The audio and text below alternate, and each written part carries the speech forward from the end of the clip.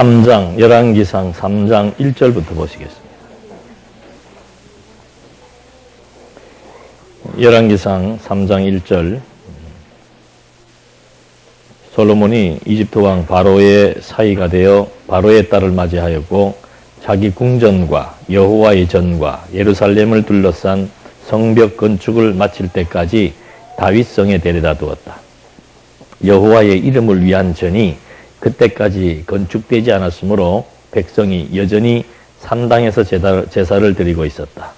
솔로몬이 여호와를 사랑하여 그의 아버지 다윗의 규례대로 행하였으나 여전히 산당들에서 제사를 드리며 분향하였다. 지금 우리 열왕기서는 이탈 왕조의 멸망입니다. 왕조, 이스라엘의 왕조 중심의 역사인데 이탈 왕조는 반드시 멸망한다. 왜냐하면 하나님께서 언약하신 왕조가 아니기 때문에. 그래서 그 이탈 왕조의 멸망 이탈 과정을 이제 요 왕조가 이탈하는 과정이 소개됩니다. 어떤 배경이지요. 어떤 배경 속에서 왕조가 이탈을 하게 되는가. 근본적인 이탈은 하나님께서 이미 선지자들을 보내가지고 남북이 분열된다. 그리고 10지파 반이 다 북쪽으로 올라간다는 예언을 이미 하나님께서 선지자를 통해서 하게 해준 거예요. 그러니까 왕조 이탈이라고 하는 것도 근본적인 배경은 하나님의 언약과 선지자의 예언에 기초한 것이고, 그 다음에 이제 역사적인 배경은 바로 르호보암의 악한 정치죠. 르호보암의 악정입니다. 이것이 이제 직접적인 요인이고, 근본적인 요인은 왕조의 이탈도 이미 하나님께서 언약대로 이탈할 것을 예언해 놓고, 왜 그랬는가? 결국은 양자가 전부 다 하나님의 언약대로 유다 지파의 호를 따라 왕조가 보호되는 것도 하나님의 언약대로이고, 왕조가 이탈해서 멸망하는 것도 하나님의 언약대로이므로, 목적은 하나님은 언약대로 성취하시는, 모든 만사를 언약대로 섭리해 나가시는 여호와라고 하는 당신의 존재를 우리에게 확정시켜 주시기 위한 그런 근본적인 목적을 가지고 열왕기서가 전개되고 있습니다. 그래서 이 이탈 과정에서 제일 먼저가 이제 솔로몬의 왕권이 수립되는 겁니다. 이거 왜 그런가? 다윗 왕, 솔로몬 왕, 이것이 하나님이 언약한 왕조지요. 그 언약한 왕조를 먼저 이제 이렇게 설명을 해주는 겁니다. 다윗, 그 다음에 솔로몬, 그리고 이제 분열의 직접적인 시기는 르호보암 때 이렇게 분열이 되는데, 이 이제 다윗의 후계자인 솔로몬이 왕위에 오르고 솔로몬이 국가를 이제 하나님의 뜻대로 잘 통치해 나가는 그런 내용이 소개됩니다. 그런데 왕위를 솔로몬의 왕권이 어떻게 수립되어지는가? 이탈 과정에서 첫 번째가 솔로몬의 왕권 수립입니다. 그 왕권 수립의 과정을 보니까 첫 번째가 이제 솔로몬이 즉위하는 과정. 솔로몬이 즉위하는 과정에서 어떤 일이 발생했습니까? 아도니아가 나타나죠.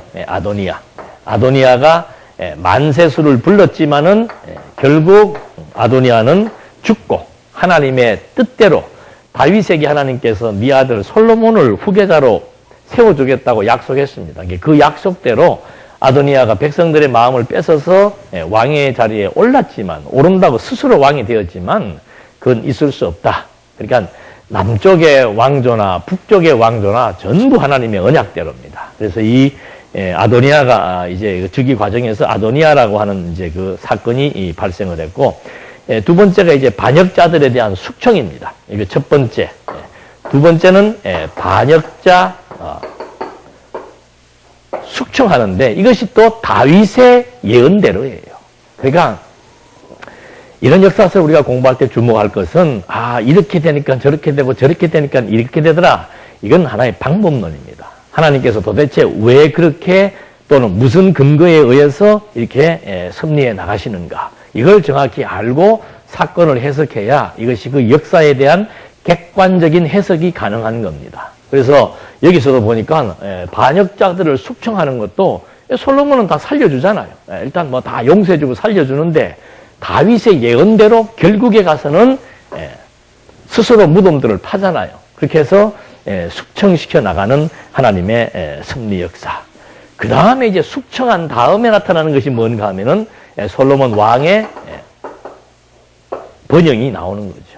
그러니까 이런 모든 것들이 결국은 이제 교회가 그리스도로 말미암아 이렇게 번창하고 왕성해지고 최후의 영광과 승리를 얻을 것에 대한 모형으로서의 예표로서의 모형과 그림자인데 이 과정이 다 똑같아요.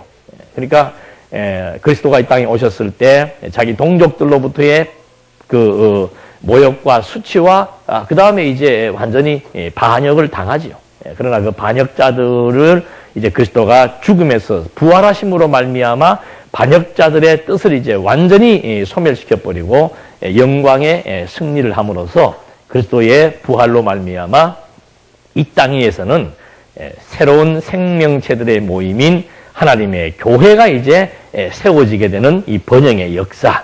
이것이 이제 신학적 해석이고 역사적으로는 이런 모든 일련의 과정들이 선지자와 다윗의 예언대로 그대로 이루어졌다는 사실에 우리가 주목할 수 있습니다. 솔로몬 왕의 번영이 이제 3장, 4장에 나오는데 지혜를 얻은 솔로몬에 대한 내용이 이제 1절로부터 28절에 나옵니다. 근데 제일 중요한 것은 지혜를 얻게 된 그 배경이 뭔가 하면은 솔로몬이 지금 여기 누구하고 결혼한 거예요?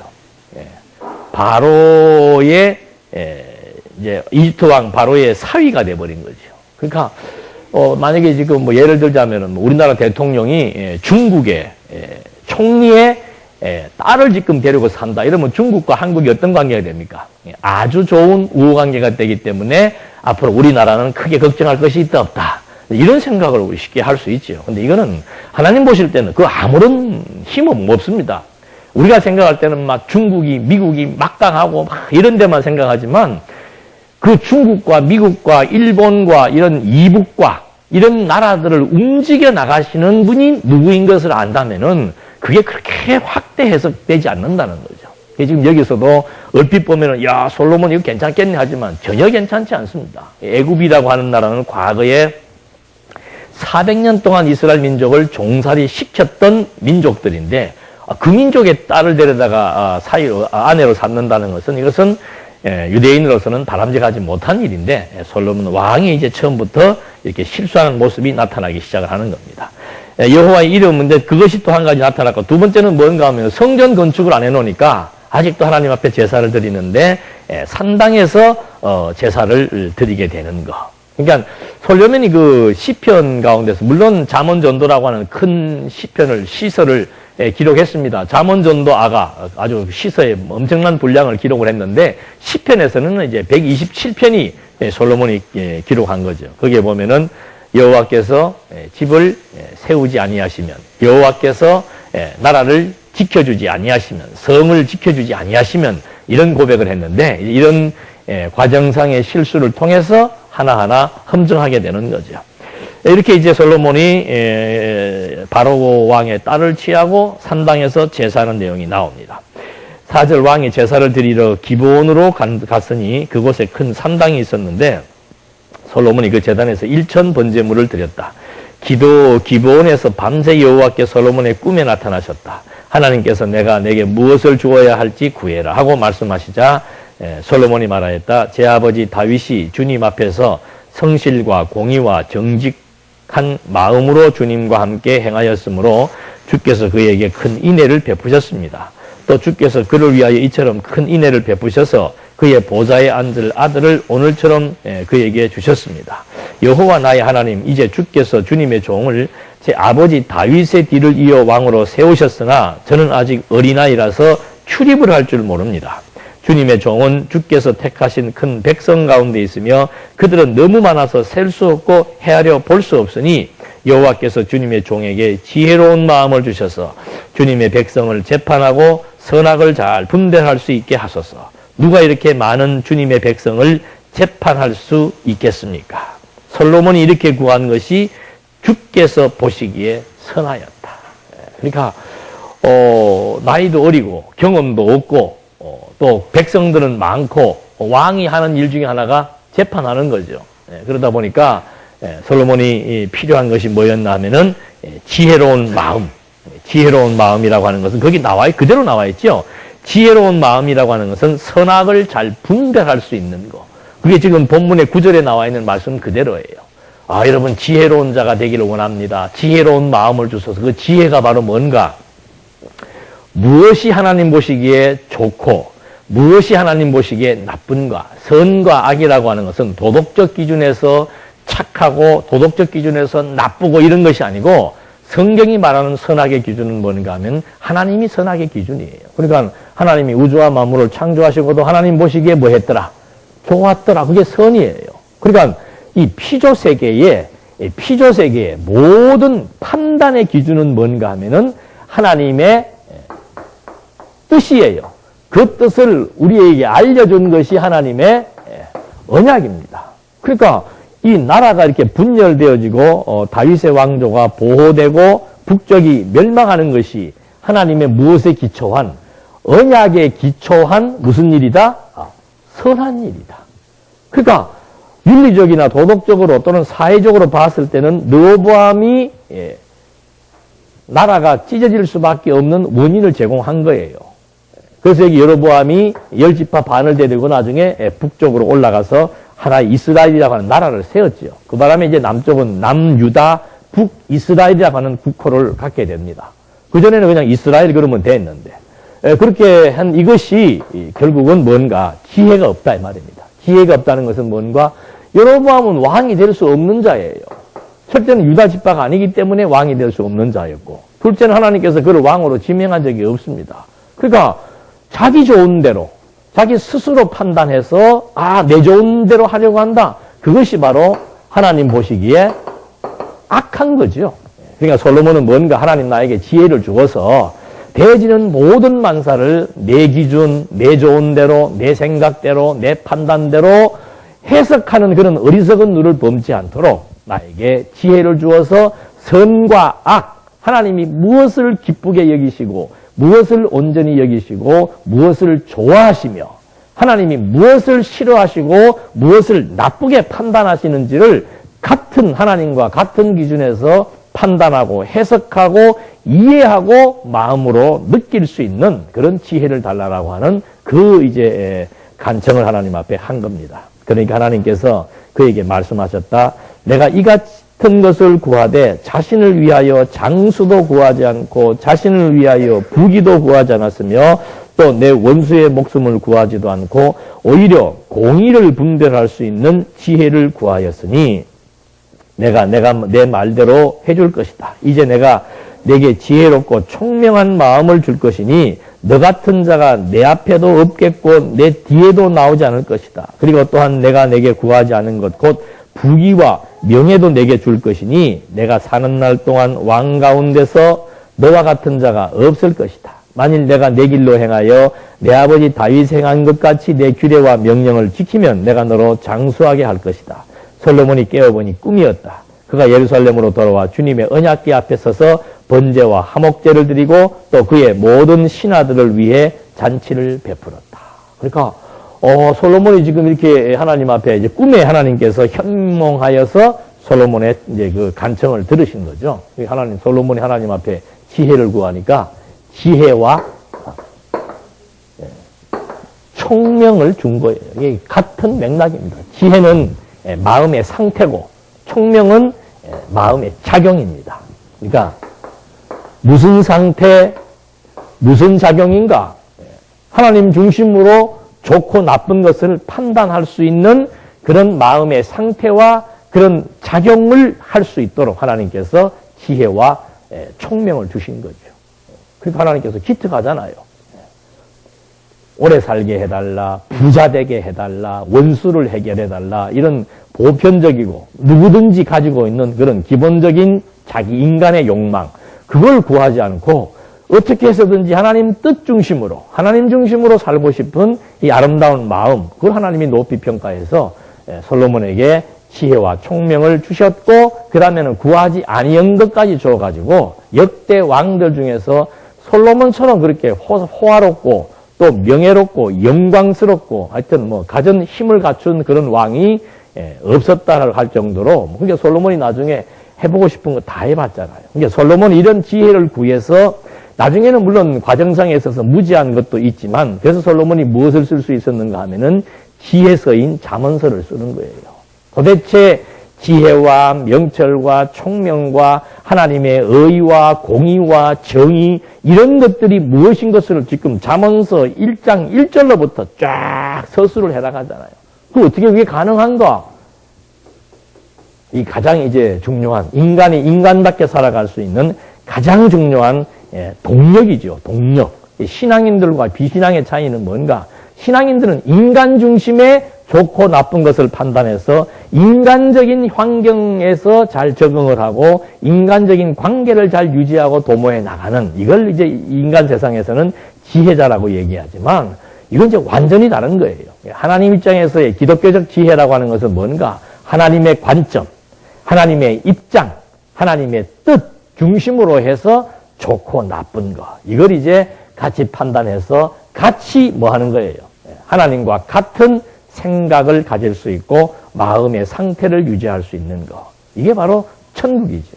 그것이 바로 하나님과의 화해, 뜻의 일치고 사상의 일치고 마음의 일치라고 하는 거죠.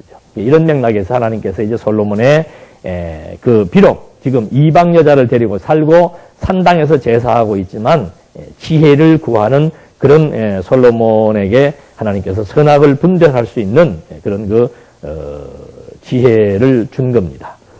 그러니까 지혜를 얻기 전에는 산당에서 자기 나름대로 판단해서 자기 좋은 곳에서 제사를 드렸지만은 달라지는 게 뭐예요? 지혜를 딱 얻자마자 어디 앞에 섰다 그럽니까? 원약기 앞에 섰는 거예요. 지혜가 없을 때는 내 좋은 대로 하는 거예요. 내 편한 대로, 내가 편한 대로, 내가 필요한 대로, 내가 화정하기 유익한 대로. 이게 완전히 자기 중심적인 거죠. 그렇게 살다가 지혜 딱 주어지니까 벌써 예배를 드려, 제사를 드려도 어디 앞에서? 그 언약궤라고 하는 것이 뭐예요? 하나님의 언약의 증표들이 들어있는 하나님이 함께 하신다는 하나의 장소적 의미일 뿐만 아니고 언약의 증표가 들어있으니까 그 앞에 선다는 것 자체가 나는 무엇 중심으로? 하나님 언약 중심으로 나는 지금 모든 것을 판단하고 해석하겠습니다. 하나님 앞에서의 하나의 그 순종과 굴복의 표시지요. 그리고 이제 결국은 이제 잔치를 배설하고 하는 그런 큰 기쁨을 이제 함께 백성들과 나누게 됩니다. 그리고서는 이제 솔로몬이 결국은 그 지혜를 받고 나서 하나님이 바로 실험합니다. 그 지혜가 얼마만큼 좋은 것인지에 대한 실험이 뭔가 창기가 찾아와가지고 창기 2명이 찾아와가지고 왕 앞에 딱 줄을 서가지고 서로 자기 아들이라고 속이는 유명한 사건이죠. 이거 모르는 사람은 아마 거의 없을 겁니다. 그래서 야, 그 재판관들에게도 항상 요구하는 것이 솔로몬과 같은 지혜가 주어지기를 뭐 이렇게 얘기하는데, 이거 욕심이 들어가면 안 되고 한쪽으로 치우치면 안 되는 거예요. 그러니까 이 두 여자가 나타나고 서로 자기 아들이라고 주장을 하니까 솔로몬이 이제 거기에서 지혜가 발동하는 거죠. 그러니까 솔로몬의 지혜는 하늘로부터 온 지혜고, 그래서 하늘로부터 온 그 지혜가 세상 사람들이 가지고 있는 모든 이기적인 자기중심적인 그런 판단과 욕심을 능가하는 그런 이제 효능을 나타내게 됩니다. 그래서 결국 이렇게 나타나서 서로 자기 아들이라고 우길 때 이제 솔로몬은 딱 그 두 여인 앞에다가 아기를 갖다 놓고 이 아기를 뭐 해라? 죽이라. 그러니까 뭐 편하지요. 요새 그 계모들이 그 막 애들 막 갖다가 패고 막 갈비때를 12개씩 어린애 그렇게 해서 죽이고 막 그거 뭐 뻔한 거 아니에요. 근데 그 사람이 학교 육성의 간부예요 또.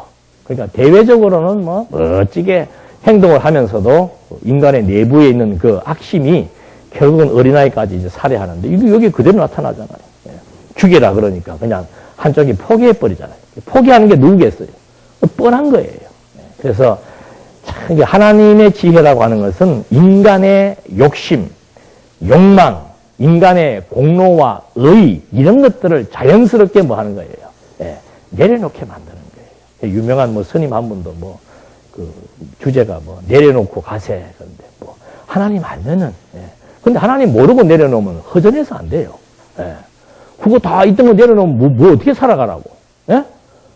하나님 모르는 사람들은 명예가 있어야 그 명예의 힘으로, 권력의 힘으로, 돈의 힘으로, 숫자의 힘으로, 자기 요만큼 되는 요 얼굴 낯으로 뭐 이렇게 살아가는 것이 보편적인 사람들의 삶의 가치인데, 그걸 다 내려놓으라고 그러면 그다음 어떻게 살으라고? 그냥 기독교는 뭔가 무조건 내려놓으라고 하는 게 아니에요.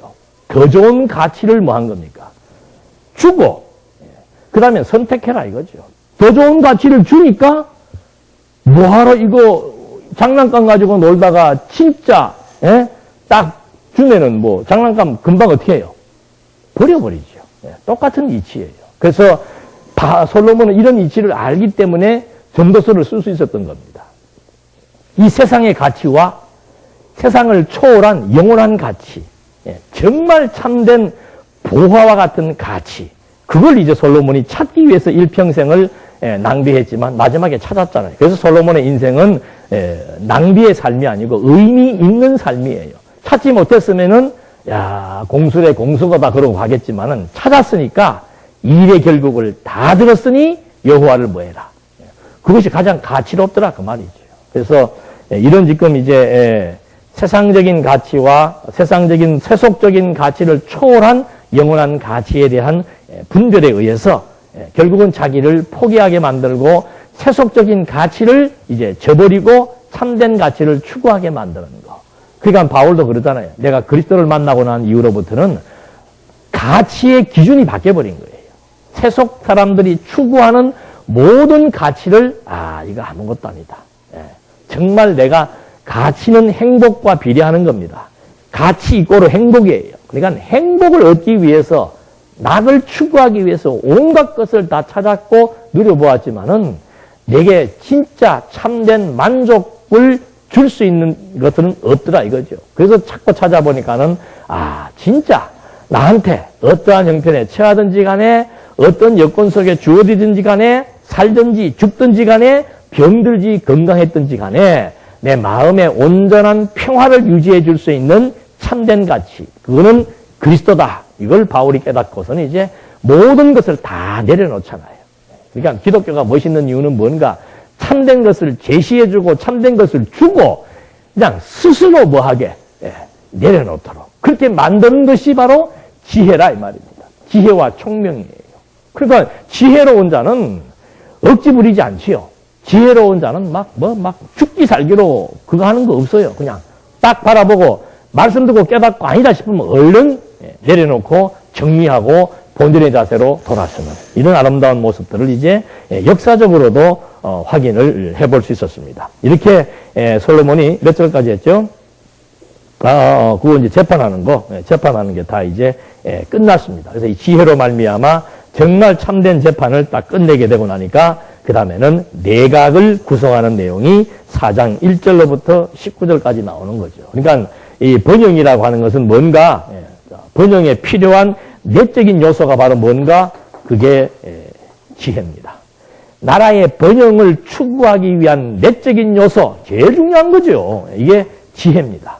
그 다음에 외적인 요소가 뭔가 그게 내각을 구성하는 겁니다. 그러니까 우리도 마찬가지죠. 살면서 우리에게 가장 소중한 것은 뭔가 영혼의 문제예요. 그 영혼의 문제가 왜 중요한가? 그 영혼이 진리의 말씀에 의해서 지혜로운 영혼으로 점점점 성장해 나가는 것.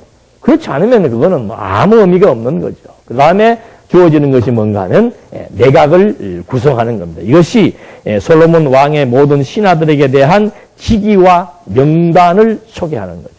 그러니까 성경도 보십시오.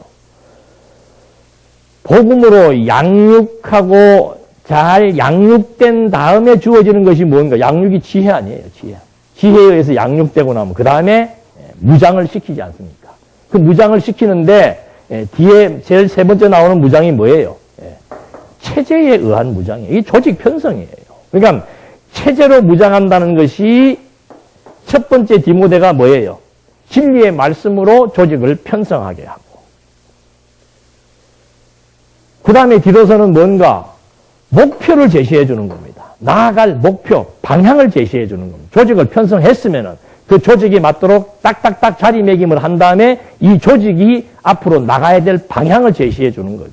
그게 목표란 말입니다. 그 방향이 뭔가? 그게 선한 일이에요. 지혜가 바로 지혜로 말미암아 장성하면은 그다음부터는 선한 것과 악한 것을 확실하게 구별할 수 있게 되는 거죠. 그래서 이 목표적 방향을 제시해주고 나니 그 제시의 내용은 뭔가? 선한 일에 힘쓰는 거예요. 선한 일에 힘쓰는 거. 그런 다음에 마지막 단계가 뭔가? 내부의 결속입니다. 내부 결속. 이것이 화평이에요. 그러니까 우리 개인도, 가정도, 교회도, 사회도 내부적으로 결속되어 있지 않으면은 반드시 외세의 침입에 무너질 수밖에 없는 겁니다. 내가 무너지는 거 환경 때문에 무너지는 것이 아니에요. 내 마음이 지금 심란한 거예요. 내 마음에 정함이 없는 거예요. 내 마음에 평안과 기쁨이 없는 거예요. 그러면 조금만 외적인 요인의 문제가 발생하면 그냥 그것으로 인해서 좌절, 실망, 원망, 분노, 그래서 스트레스 받고 쓰러지는 거라 그 말입니다. 내부 결석이라고 하는 것은 개인에게 있어서도 육체의 소욕과 성령의 소욕이 싸워서 성령의 소욕에 의해서 내 내부가 딱 하나로 정립되어 나가는 거. 교회도 딴 거 없습니다. 진리와 비진리, 여기 다 육을 입고 있잖아요. 육체 소욕 다 있죠. 그러나 진리의 말씀에 의해서 조직이 편성되어서 자리매김이 정확하게 주어지고 나아가야 될 방향이 무엇인지 방향성을 정확하게 찾고 나면은 그 다음에는 갈등할 거 없습니다. 같이 한 방향을 향해서 가는 거예요. 거기에서 형제 간의 다툼, 교인 간의 다툼, 이거는 완전히 외부의 사단의 권세에 의해서 한 방에 무너지게 되는 결과를 초래하게 되는 거고, 우리 사회도 마찬가지입니다. 아침에도 잠깐 보니까 한국민들이 다른 사람들이 갖지 않은 결속력이 있다고 그래요. 그래서 뭐 그 중에 몇 가지 예를 들었는데, 뭐 금모으기, 이게 사상 초유랍니다. 225톤. 예? 뭐 금모으기 한번 나오니까 국가가 위기다 그러면 한국 사람들은 그 특유의 결속력이 있다고. 평소에는 뭐예요? 모래알이에요, 모래알. 다 제각각이에요. 근데 딱 위기의식 딱 주어지면은 막 세계에서 유례 없는 금모으기 그런 일을 하는 나라도 없답니다. 예. 우리 지금 뭐가 부족하니까 금모읍시다. 그런 슬로건을 거는 나라가 없대요. 그 우스꽝스러운 일인데 내거니까 어떻게 돼요? 세계가 놀랍니다. 서해안에 기름 떠가지고 막 한동안 난리쳤죠? 일본의 바다에 기름 유출됐을 때 30만 명이 모였다고 그래요. 그래서 일본이 우리는 막 세계적으로 단합에 뭐다? 예? 긍지를 가져야 되는데 한국의 바다에 기름 떨어지니까 몇만 명이 모였겠어요? 150만 명이 모였답니다. 자원봉사자가. 근데 그 자원봉사자 150만 명이 길 지나가면서 담배꽁초 죽어요, 안 죽어요? 그런 거 신경 안 쓰고 다녀요. 작은 일에는 신경 안 써, 우리가. 예.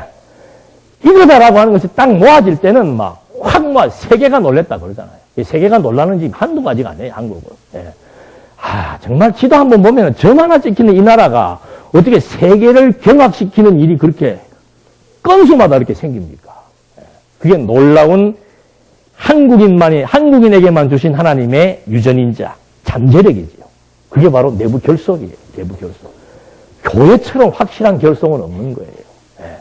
우리 그냥 한 민족인 한 백성들도 어떤 분명한 목표지요. 예. 분명한 목표의식이 있고 분명한 위기의식을 느낄 때는 막 쫙 모여들 수 있는 것처럼 교회도 목표는 선한 일은 뭔가 진리를 지키기 위해서 비진리의 세력과 싸우는 거예요. 싸우겠다는 그 분명한 가치, 진리를 위해 싸우겠다는 가치가 분명해진 사람들은 그럼 뭐예요? 이 엄청난 결속력. 근데 이 결속력도 보면은 우리 전통적인 교회보다는 어디가 더 강해요? 신천지, 예? 통일교, 여호와의 증인. 그 사람들이 왜 그런가? 그 사람들은 우리가 볼 때 이단이지만 자기들 나름대로 이단적 교리를 진리라고 믿고 거기에 뭘 부여하는 거예요? 가치를 부여하는 거예요. 우리는 왜 그게 결속이 안 되는가? 진리라고 하면서도 진리가 믿어져요? 안 믿어져요? 안 믿어져서 그런 거예요. 내가 믿기는 믿는데 안 그런 거 아니에요. 안 믿어져서 그런 거예요. 제대로. 제대로 믿어지면은 확실한 가치 분전에 의해서 내부적으로 쫙 결속될 수밖에 없죠. 그래서 한 마음 한 뜻. 왜 그런가? 교회는 머리가 누구이니까? 이 그리스도예요. 이 머리의 지령을 온몸이 받기 때문에 가장 주체가 되는 머리의 뜻, 이게 지혜지요. 머리의 뜻을 판단하고 분별하고 같이 인정하고 공감할 수 있는 것이 지혜와 총명의 작용이란 말입니다. 그렇게 되어서 딱 분명한 위치 발견, 자기 주제 파악하는 거죠. 은사 발견하는 거고, 은사 발견해서 목표 설정되면은 그 다음에 내부적으로 쫙 결속되어져서 하나가 되는 거예요. 그래서 이렇게 해서 결국은 싸우게 하는 것처럼 지금 이 솔로몬 왕국의 번영이라고 하는 것도 지혜 주어지고, 그 다음에는 국가를 견고하게 만들어 나가기 위해서 하나님께서 내각을 구성시켜 나간다. 그래서 솔로몬 왕이 모든 신하들에게 직위와 이제 명단을 소개합니다. 4장 1절에 솔로몬 왕이 온 이스라엘의 왕이 되었는데 그의 고관들은 이러하였다. 사독의 아들 아시리아는 제사장이고 시사의 아들들인 엘리호렙과 아히야는 서기관이며 아힐룻의 아들 여호사밧은 기록관이고 여호야다의 아들 브나야는 군사령관이며 사독과 아비아들은 제사장이고 나단의 아들 아시리아는 관리들의 책임자이고 나단의 아들 사붓은 제사장이며 왕의 친구이며 아이살은 국내 대신이고 입다의 아들 아도니람은 노역 감독관이었다. 각각 지금 각자의 그 직위들이 다 주어지고 그 직위에 맞는 일들이 무엇인지를 지금 딱딱 분배해 나가는 거죠. 이것이 조직 편성입니다. 조직 편성은 뭔가? 은사예요. 은사.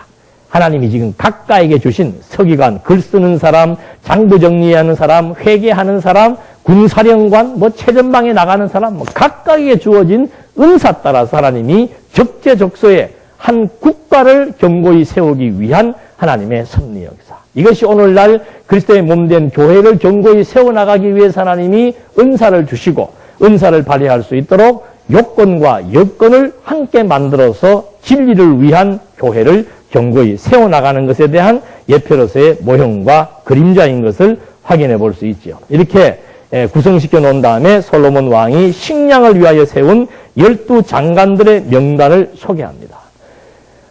식량 담당하는 장관 부서가 어디예요? 우리나라로 치면은? 농수산부인가? 우리 농수산부 장관 몇 명이에요? 한 명. 여기 몇 명이에요? 얼마나 규모가 큰지 알겠죠?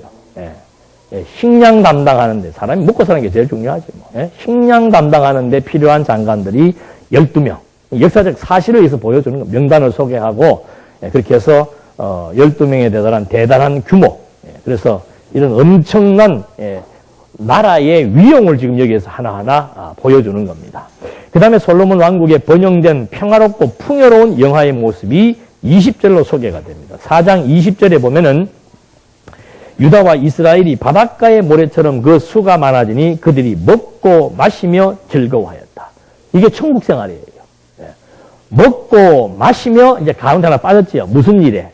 선한 일을 위하여 즐겁게 먹고 마시며 사는 것. 이것이 성도 생활의 결정이에요. 그러니까 즐겁지 않다. 무엇을 위해서? 육체를 위해 즐겁게 하는 거는 기독교인이 아니라도 다 하는 거니까. 기독교인들의 삶은 뭔가? 선한 일을 위해서 즐겁게 먹고 마시며 사는 거예요. 먹고 마신다는 이것은 우리에게 굉장히 중요한 부분인데 무엇을 위하여 먹고 마시느냐. 이게 이제 완전히 차이가 나는 거죠. 건강도 마찬가지. 건강 도모해야죠. 무엇을 위하여? 열심히 잘 먹어야 됩니다. 무엇을 위하여? 열심히 운동해야 됩니다. 열심히 돈 벌어야 됩니다. 열심히 일해야 됩니다. 무엇을 위하여? 그게 달라지면은 아무런 의미가 없는 거죠. 그래서 정말 가치 있는 선한 하나님의 그 뜻, 그 목표를 향해서 나는 그것을 위하여 직장 생활도, 그것을 위하여 장사도, 그것을 위하여 공부도, 이것이 그리스도인들이 추구해 나가는 목표를 우리에게 제시해주고 있는 거죠. 솔로몬은 벌써 지혜가 주어지니까는 하나님께서 허락하신 이 국가, 하나님의 나라, 이걸 지금 세워나가는 거죠. 신약도 마찬가지지요. 구약에서의 하나님의 나라는 이스라엘이면은 신약에서 하나님의 나라는 그리스도의 몸 목적으로 사는 것이 아니고 의와 희락과 평강입니다. 이게 바뀐 거죠. 의와 희락과 평강을 위하여 즐겁게 먹고 마신다. 왜? 목표가 있고 가치가 있고 의미가 있으니까. 그래서 열심히 살아갈 수밖에 없는 무엇을 누리면서 마음의 즐거움과 기쁨과 평화로움을 유지해 나가면서 열심히 살아가는 이것이 하나님 나라를 세워나가는 그리스도의 몸된 교회가 강건해지는 모습으로 그대로 확인해 보는 겁니다. 이렇게 지금 솔로몬의 번영의 내용들이 이제 하나하나 구체화되어져서 나타나게 되는 겁니다. 그 다음에 솔로몬 왕이 남긴 지혜로운 업적들과 그가 떨친 명성에 대해서 29절부터 밝혀주고 있는데 29절에 보겠습니다. 솔로몬 하나님께서 솔로몬에게 지혜와 총명을 넘치도록 주시고 바닷가에 모래밭처럼 넓은 마음을 주시니 솔로몬의 지혜가 모든 동방 사람들의 지혜와 이집트 사람들의 모든 지혜보다 뛰어났다. 여기 지금 동방 사람들의 그 당시에 세상적인 지혜라고 하는 것은 피타고라스의 원리, 모든 수학, 과학이 이 동방, 메소포타미아 문명과 애굽의 나일강을 중심으로 해서 굉장한 수학과 과학들이 발달했기 때문에 그 시대에 거기에 지혜라고 하는 것은 최고의, 지금도 모르잖아요.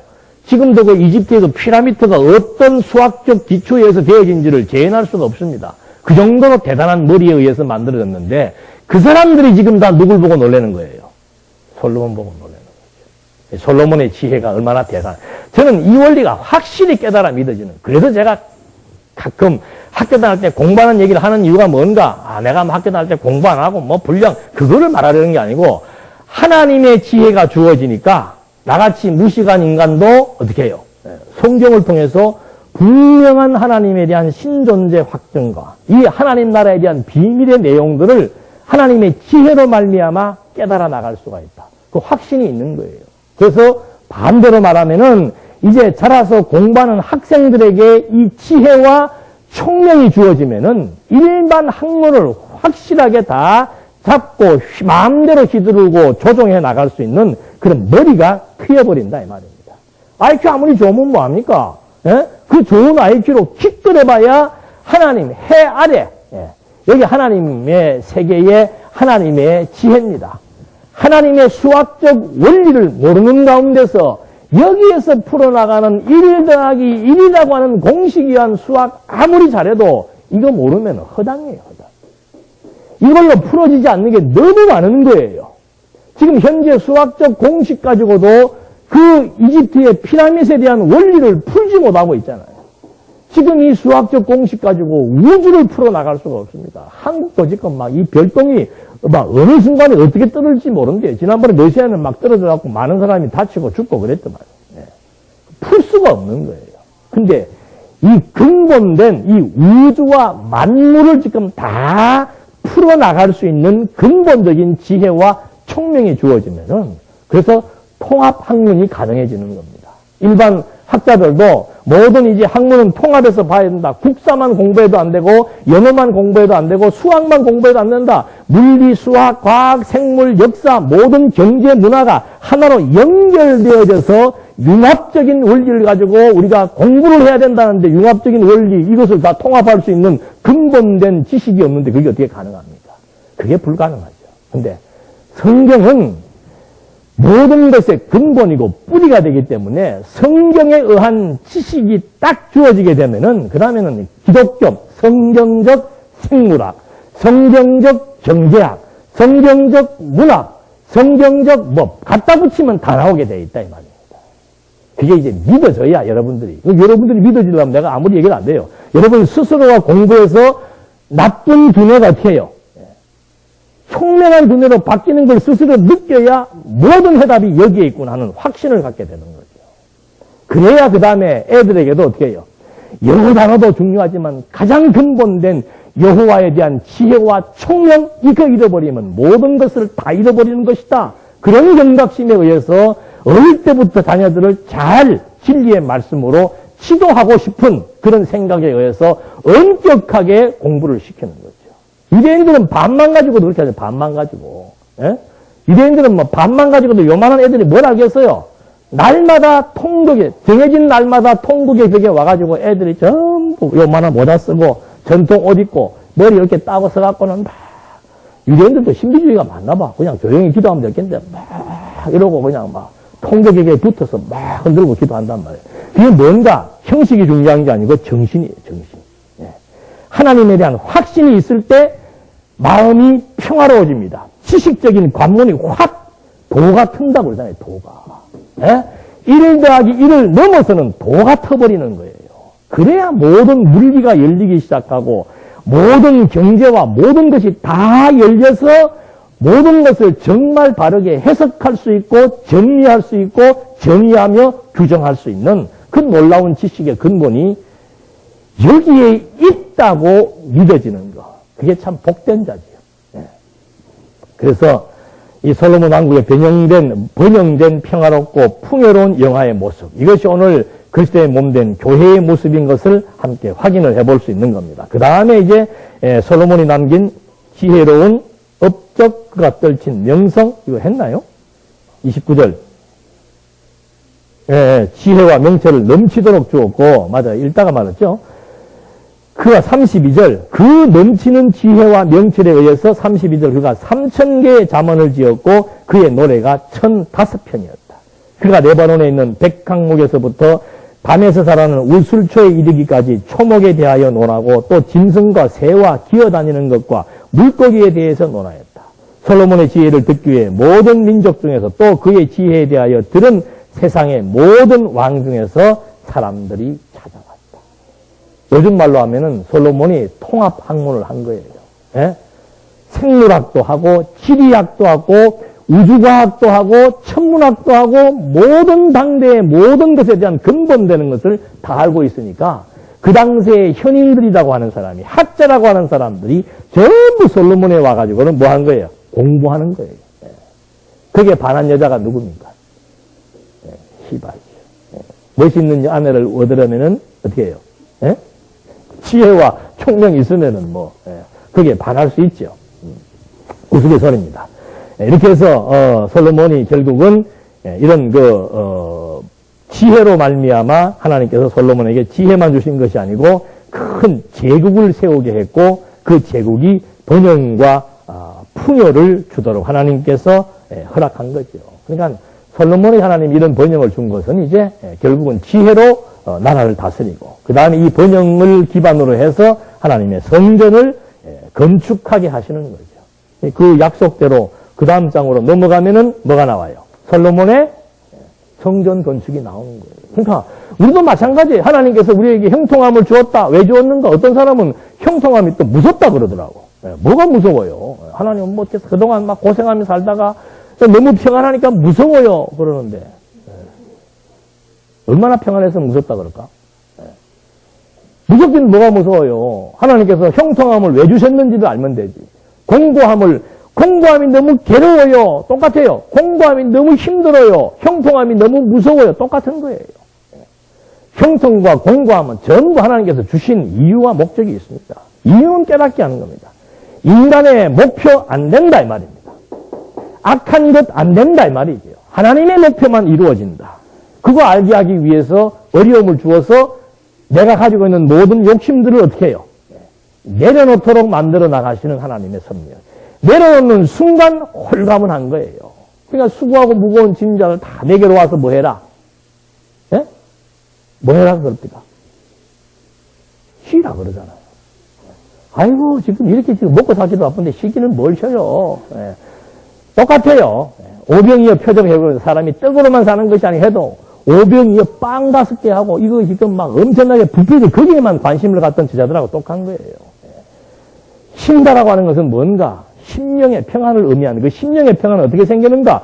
지혜와 총명에 의해서 살아야 되는 이유, 목적 그것이 분명해지고 무엇이 가치롭고 그 가치로움 때문에 내가 하는 일이 의미가 있다. 이렇게 되어야 마음이 즐겁고 기쁜 거. 그거를 쉰다라고 예수님이 표현하는 거라 그 말입니다. 아무리 바빠도 아무리 힘들어도 그 일이 내가 의미 있는 일이다. 그 의미 부여만 되면은 힘이 나요. 할수록 힘이 나고 생동감이 넘친다 그 말입니다. 요새 뭐 TV 보니까 막 청진 요소를 막 약촉해놓은 사람 많이 있더만. 그 산을 막 굽이 올라가서 막 길도 없는데 만들어가지고 꼭대기에 와서 썩은 나무에 붙어있는 말뚝버섯 하나 딱 발견하니까 뭐라 그래요? 와, 저거 하나 발견하니까 뭐 한다? 힘이 난다. 왜? 자기는 말뚝버섯 캐는 것이 내 고생에 뭐가 되는 겁니까?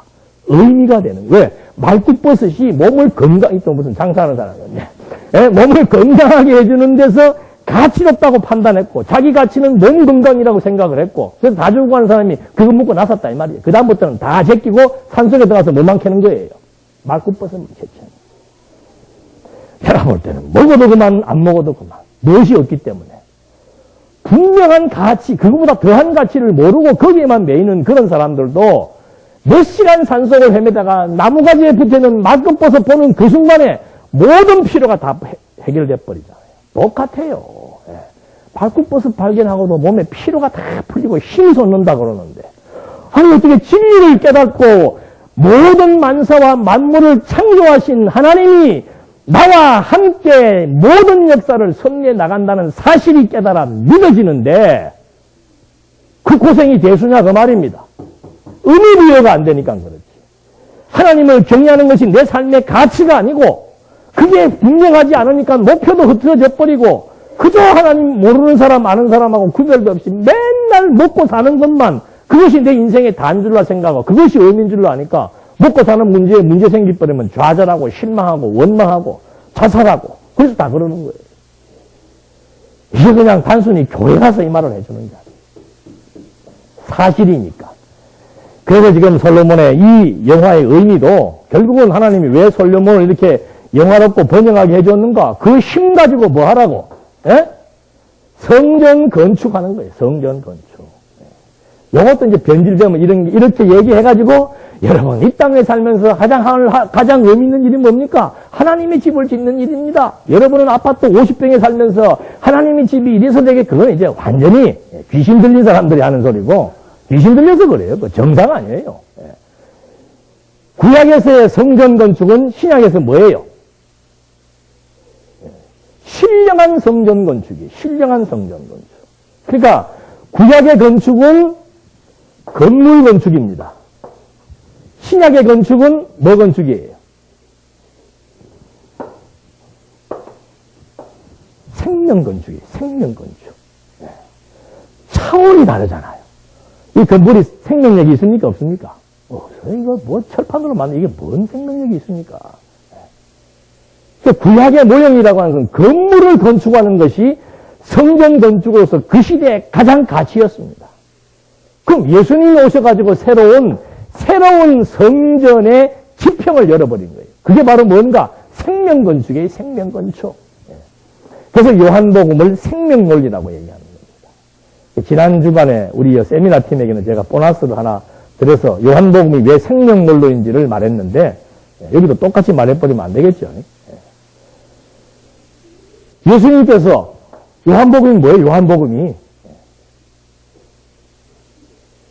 그 본성은 하나님의 신성이죠. 하나님이란 말이에요. 내가 하나님이라는 사실을 가장 극명하게 보여줄 수 있는 것이 뭐예요? 그게 생명이에요. 생명. 그러니까 태초에 말씀이 계셨다. 이 말씀이 하나님과 함께 계셨는데 그 말씀이 곧 뭐다? 하나님이다. 그런데 그 안에 뭐가 있더라? 생명이 있더라. 그 안에 생명이 있더란 말이죠. 이 생명이 인간의 몸을 입고 일로 온 거예요. 그래서 요한복음 3장 16절에 뭐라고 얘기하는 겁니까? 하나님이 세상을 이처럼 사랑하사 독생자를 주셨습니다. 이는 뭐예요? 저를 믿는 자마다 멸망치 않고 무엇을 얻게 하려 합니다? 생명을 얻게 하려 합니다. 이게 성전 건축이에요. 성전 건축. 그러니까 그리스도의 생명의 기운으로 진리의 말씀에 의해서 지혜와 총명으로 살아간다. 지상 최대의 가치로운 일이라 이 말입니다. 그게 가치 부여가 돼야 이 이상 고귀한 일이 없다는 것이 깨달아 믿어져야 먹는 것도 굶는 것도 사는 것도 죽는 것도 무엇을 위하여? 나에게 생명을 공급해 주시는 그분을 위하여. 육신의 병을 치료해 주는 의사의 은덕을 평생 잊지 못하고 사는 것처럼 우리는 완전히 죽은 자들이에요. 죽은 자들에게 그리스도가 대신 죽어서 새 생명을 주어서 이제는 하나님의 영광을 바라보고 가장 영화로운 세계를 추구해 나갈 수 있는 솔로몬의 번영과 영화와 이런 엄청난 영광과 비교할 수 없는 최고의 가치를 우리에게 선물해 준 거라 그 말입니다. 그러니까 예수님도 딱 그 말씀 로고스 안에 뭐가 있었다? 생명이 있었다. 이 생명이 무엇인지를 바로 이 장에서 보여주잖아요. 유대인들이 가장 신주처럼 모시고 있는 예루살렘 성전을 저거 헐어버리라 그 말입니다. 저거 헐면 내가 3일 만에 다시 짓겠다. 그게 뭐예요? 생명, 부활의 생명을 얘기하는 거예요. 그러면 바로 니고데모에게 무슨 얘기하는 겁니까? 사람이 거듭나지 아니하면, 거듭나는 것은 중생이에요. 새로운 생명을 얻지 않으면은 하나님의 나라 볼 수도 없고 백성이 될 수도 없다. 그런 사장에 넘어가서 사마리아 여인에게 무슨 얘기 해주는 거예요? 내가 생명수다, 생명수. 광야와 사막에서 제일 중요한 것은 뭔가? 물이에요, 물. 그 물은 날마다 떠마셔야 되고 먹어도 목마를 수밖에 없는데 내가 주는 물은 영원한 생명수다 이 말이에요. 영원한 생명수. 그리고 5장 6장으로 넘어오면 뭐가 나와요? 오병이의 표적을 통해서 내가 바로 무슨 떡이다? 생명의 떡이다. 지금 다 할 수는 없습니다. 11장에 딱 오니까 이제 진짜 멋있는 거 보여주는, 누구를 살려요? 죽은 나사로 살려놓고는 나는 누구이다? 부활이요 생명이고. 나를 믿는 자는 나사로처럼 죽어도 어떻게 해요? 살아날 것이고. 살아있는 여러분들도 어떻게 살 것이다? 영원히 살 것이다. 그거는 쭉 넘어와서 요한복음 20장 31절에 가니까는 이것을 기록하면 내가 하나님의 아들 그리스도이심을 믿게 하기 위함이고 또 하나는 뭐예요? 이렇게 믿는 자들에게 무엇을 주기 위함이다. 생명을 얻게 하기 위해서 이것을 기록했다. 요한복음 21장 마지막 끝절에 가니까 지금까지 그리스도 예수를 통해서 주어진 모든 생명 논리에 대한 완벽성, 진정성, 신빙성, 이제는 더 이상의 말이 필요 없다. 예수의 행적을 낱낱이 다 기록하다면 이 피조세계 다 기록해도 끝이 없다. 이것만 가지고도 그리스도가 우리에게 생명으로 오신 하나님이라고 하는 사실을 너무도 명백하게 알 수 있다. 여러분, 구약시대 때 성전 건축이 이스라엘 민족의 최고의 가치였습니다. 그들의 삶의 의미였습니다. 솔로몬의 삶의 가치고 솔로몬의 삶의 의미였습니다. 다윗도 짓고 싶어도 아무나 지을 수 없는 거예요. 내가 원한다고 여건이 갖추어졌다고 지을 수 있는 것이 아닙니다. 이건 우리가 선택하고 우리가 요구하고 우리가 행동해서 주어지는 것이 아니고 일방적인 하나님의 선물이라 그 말입니다. 하나님의 뜻으로 말미암아 생명을 얻게 하기 위해서 참 신령한 구약에서 가장 가치로운 건물 성전을 비교할 수 없는 진짜 참 성전, 진리의 말씀에 의해서 예수가 그리스도임을 깨닫고 하나님의 존재를 확증해 나가는 내가 살아있다라고 하는 그 확증을 우리에게 증명해주는 이 진리의 말씀, 이것에 의해서 우리가 지금 점점점 생명이 자라게 되는 거라 그 말이에요. 이게 지금 보통 얘기가 아니잖아요. 보통 얘기가 아니잖아요. 아무 때나 들어도 뭐 그만한 그런 얘기가 아니고 아무나 들을 수 있는 얘기도 아니고 이게 어쩌자고 하나님께서 어떻게 비실비실한 우리한테 이걸 지금 깨닫게 해줘가지고 힘도 없고 능력도 없고 근데 하나님이 일하시는 게 아니잖아요. 지금 이 솔로몬이 성전 건축하는 것도 솔로몬이 준비한 게 있습니까? 없습니까? 없어요. 솔로몬은 그냥 오렌지족이라 아버지한테 유산만 잔뜩 받아가지고 어린 나이에 왕이 돼가 이게 지금 뭐 분별력도 없어요. 그냥 지혜달라고 그러지. 고생도 해본 적도 없고 돈 때문에 막 돈을 모으기 위해서 뭐 알바를 해본 적도 없고 완벽한 뭐예요 이게 요즘 말로 뭐라 그러더라? 저 호화롭게 사는 자식들을 뭐라 그래요?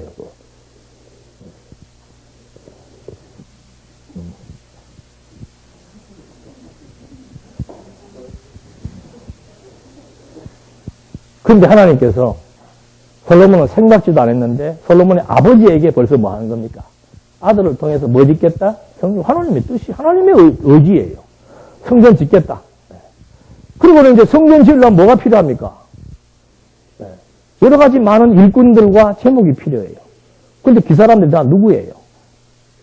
이방 사람들이 희한해요. 왜 솔로몬의 성전을 짓는데 이방 사람이 즐거워합니까? 그거 웃기잖아요? 예? 솔로몬이 성전을 지으면 이방 사람들이 딱 받았다가 저거 안 되겠다, 저거 언젠가는 제거해야 되겠다, 나라가 너무 강해진다, 큰다 하면 견제를 해야 되는데 이방 사람, 가까운 이방 사람들이 즐거워하면서 뭐 하는 거예요? 재산을 헌납하고 기술자를 보내주고 솔로몬이 뭘 해본 것이 있나? 해본 것이 없는데. 근데 하나님이 다 백향목이라고 하는 나무도 레바논에서만 자라는 나무입니다. 그 나무를 하나님이 이방 땅에다가 100년이 지나야 나무로, 제목으로 쓸 수 있는 나무들이에요. 하나님이 벌써 솔로몬이 태어나기도 전부터 이미 다 오랜 세월을 솔로몬을 통해서 성전을 건축하기 위해서, 왜? 이것이 최고로 가치로운 일이기 때문에. 그래서 솔로몬을 아주 위용 있는 왕으로 세워놓은 거예요. 온갖 사람들이 다 와서 배울 수밖에 없도록 지혜와 총명한 자로 만들어 놓고, 그 국가의 위용을 많은 주변국들이 다 무릎을 꿇을 수밖에 없도록 하나님이 만들어 놓고, 그렇게 놓고 주변 이방 사람들이 가지고 있는 모든 제목들과 일부들과 적재적소의 인재들을 하나님이 그들의 마음을 다 움직여서 어디로? 예루살렘으로 모이게 해서 즐거운 마음으로 일했다. 즐거운 마음으로 제목을 내고 일꾼들이 오고 즐거운 마음으로 일을 하더라고. 나중에 보면 자세히 다 나옵니다. 이게 하나님이 하시는 일입니다. 걱정, 근심, 염려 다 붙들어 매시고, 내년에는 또 어떻게 살 것인가. 그게 걱정도 뭐다? 팔자다. 그런 거 한다고 해서 되지도 않아요. 아이고, 이놈이 앞으로 뭘 먹고 살 것인가 하는, 자기는 앞으로 뭘 먹고 살아온 거, 자기가 똑똑해서 먹고 살았나? 하나님이 다 알아서 기가 막히게 만나야 될 사람 만나게 해주고, 일해야 될 장수 하나님이 일하게 하고, 때를 따라 아름답게 해나가십니다. 주제넘은 자기 경험 딱 기준으로 세워가지고, 야는 어떻고, 자는 어떻고, 이 집은 어떻고, 저 집은, 그게 바로 지혜로운 게 아니고 뭐 한 거예요? 무지와 무식의 소치입니다. 하나님 안내는 설령 인간 기준으로 봤을 때는 안 되는 것처럼 보이고 아닌 것처럼 보이지만은, 하나님이 또 때를 따라서 어떻게 해요? 이방인의 마음을 돌이켜서 그 거룩한 성전을 건축하는데 이방인들을 동원해서 짓잖아요.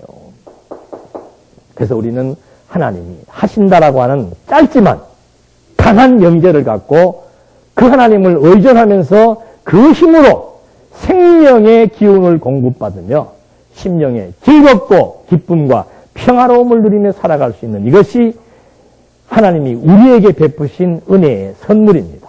기도하시겠습니다. 살아계신 하나님 아버지, 참 진리의 말씀을 이렇게 분별할 수 있도록 지혜와 총명을 주셨고, 그로 말미암아 확신에 찬 하나님의 존재의 영광을 바라보면서 오늘 이 땅에 살며 정말 참된 가치가 무엇인지를 같이 공감하게 하시고, 정말 하나님이 정해주신 짧은 기간이지만 그 기간 동안 선한 일을 위해서 우리에게 허락하신 은사와 분복을 따라 최선을 다하며 즐겁고 기쁘게 살아갈 수 있도록 인도해 주시옵소서. 예수님의 이름으로 기도드립니다. 아멘.